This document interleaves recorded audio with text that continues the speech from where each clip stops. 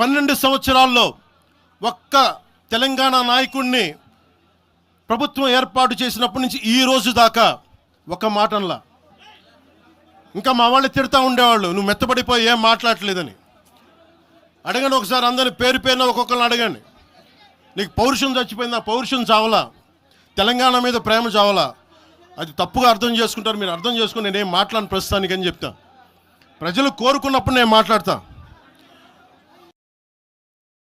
ఎంత కమిటెడ్గా ఉన్నాను తెలంగాణ కంటే, జనసేన మా వాళ్ళందరూ ఎదురు చూస్తున్నారు తెలంగాణలో జనసేన ఎదగాలని. నేను ఒకటే చెప్పా, ప్రజలు కోరుకునే వరకు మీరు ముందుకు తీసుకెళ్ళండి అని చెప్పి నేను జర్నలిస్ట్ కాలనీలో ఉన్న తెలంగాణ జనసేన పార్టీని కూడా నేను తీసేసాను. మొత్తం హెడ్ క్వార్టర్స్ అంతా మంగళగిరిలో పెట్టిన. నాకు అంత కమిట్మెంట్ తెలంగాణ మీద.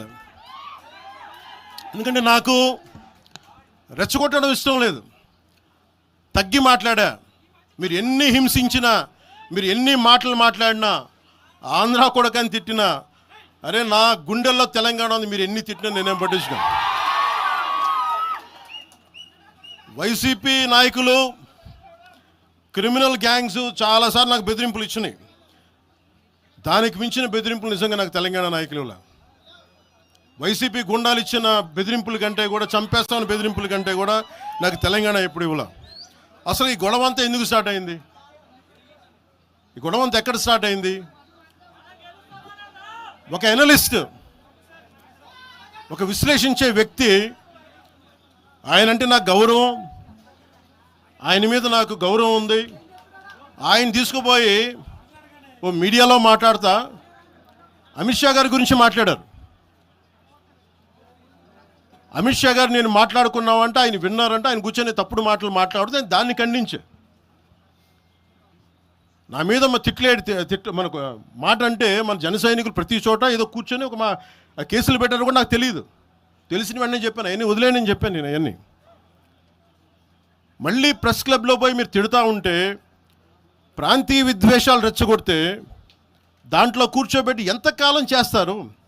12 సంవత్సరాలు తెలంగాణ వచ్చిన తర్వాత ఇంకా తెలంగాణలో ఉపాధి లేకపోయినా, ఏమి లేకపోయినా దానికి ఆంధ్రుడే కారణం, దానికి పవన్ కళ్యాణే కారణం. పరిశ్రమల్లో ఈ లెక్కల్లో ఇంక మీరు ఎప్పుడు మీరు ఎన్ని చేసినా ప్రతిదానికి ఎక్కడో చోట తెలంగాణ ప్రజలు ఇది గ్రహించాలి.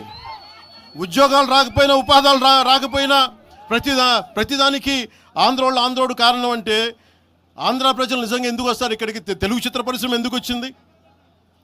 ఎక్కడో మద్రాసులో ఉన్న తెలుగు చిత్ర పరిశ్రమ ఇక్కడ రావడానికి కారణం తెలంగాణ ప్రత్యేక రాష్ట్రం కావాలని కోరుకున్న నాయకులు చెన్నారెడ్డి గారు తీసుకొచ్చారు ఇక్కడికి. ఆయన తీసుకొచ్చారు ఇక్కడికి. 50 సంవత్సరాలు కలిసి ఉన్న రాజధాని ఇక్కడ సడన్గా పోయి మీరు ఇక్కడ రాకూడదు అని కొంతమంది నాయకులు, తెలంగాణ ప్రజలు వేరు. నేను మొదటి రోజు నుంచి చెప్తా ఉన్నా, పాలకులు వేరు, ప్రజలు వేరు. తెలంగాణకి అన్యాయం చేసిన పాలకుల్ని, దాంట్లో పవన్ కళ్యాణ్ కూడా వాడిని కూడా ఉరిదీసాను పర్లా. పాలకులు వేరు, ప్రజలు వేరు.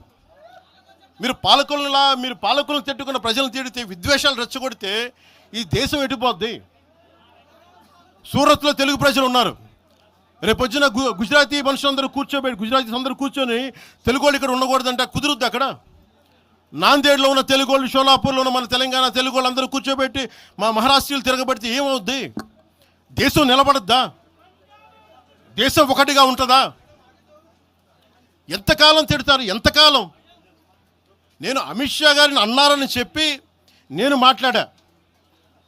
మాట్లాడగానే కూర్చోబెట్టి ఒక్కళ్ళు దానికి చిలవలు పలవలు చేసి, నాకు తెలంగాణ అంటే పడదు, నాకు వీళ్ళంటే పడదు, వాళ్ళంటే పడదు, ఇన్ని సంవత్సరాలు 12 years కూర్చోబెట్టడం, మేము ఒక చెరువుని కబ్జా చేసామంట. నాకేం పనిలేదా? నిజంగా మీరన్నట్టుగా కబ్జా చేస్తే ఇల్లు తగలబెట్టారా? నాది వచ్చి మీరు ఉంచుతారా నన్ను? ఒక్కొక్కళ్ళు కూర్చోబెట్టి 111 జీవోలు ఏమేం చేశారు అటు చూసిపోండి, అటు చూడండి. నిజంగా ఈ రోజున తెలంగాణ రాష్ట్ర ముఖ్యమంత్రి గారికి చెప్తున్నా, రేవంత్ రెడ్డి గారికి చెప్తున్నా, ఆయనంటే నాకు ఇష్టం, ఆయనంటే గౌరవం నాకు. కానీ వారికే నేను చెప్తా ఉన్నా, తెలంగాణ ప్రభుత్వానికే చెప్తున్నా, పవన్ కళ్యాణ్ గనుక ఆ చెరువుని మీరు ఒక చెరువును ఆక్యుపై చేసుకున్నాడంటే సంతోషంగా చెప్తాను.